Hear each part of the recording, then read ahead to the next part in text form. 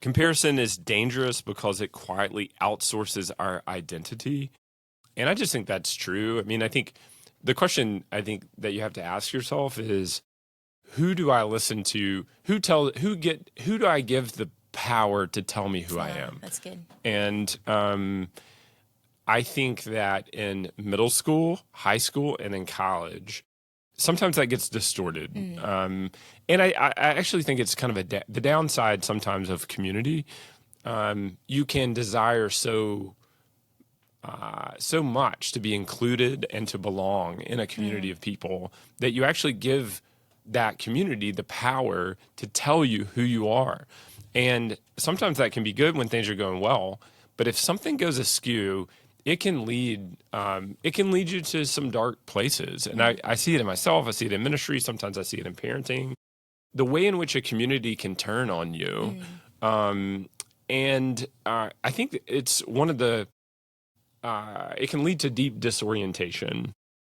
And there are all these stories in Scripture that we point to in this particular week's readings of times when characters in the Bible have experienced these things, but we know what that feels like.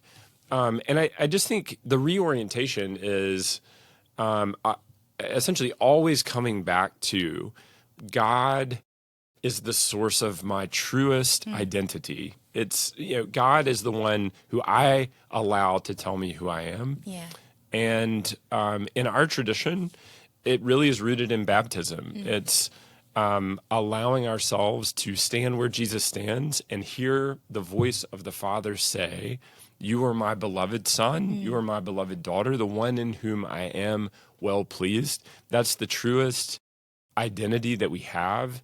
Any other identity is a distortion. Any other voice that says something other than that is telling a lie. And so we just have to come back to that again and again. But I confess it's a daily struggle, I mean, I can remember that in the morning, and by the middle of the day, I'll lose sight of it. And so it really is a daily practice of putting yourself in a posture of remembering who you are in light of God.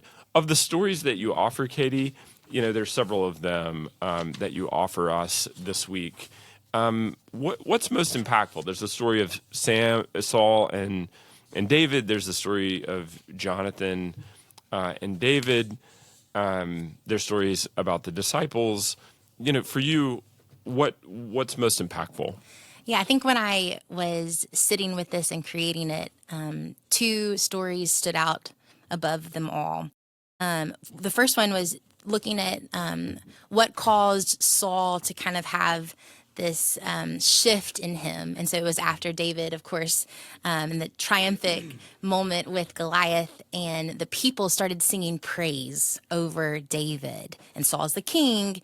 And it says in Scripture, it says that he began to eye David from that day forward. And I thought that is so what comparison is. It's when we start eyeing somebody else or something else, and that eyeing, it's like always begins with looking sideways, right? Like when I look sideways to find my worth or my identity or my outsource for life, like that's and not looking towards the Lord to find that, like what you were just saying, it can create distortion. It can create tension in my life. And so I just thought that was such an interest. He began to eye David, and then it just grew. It was like a snowball effect. It got bigger and bigger and bigger.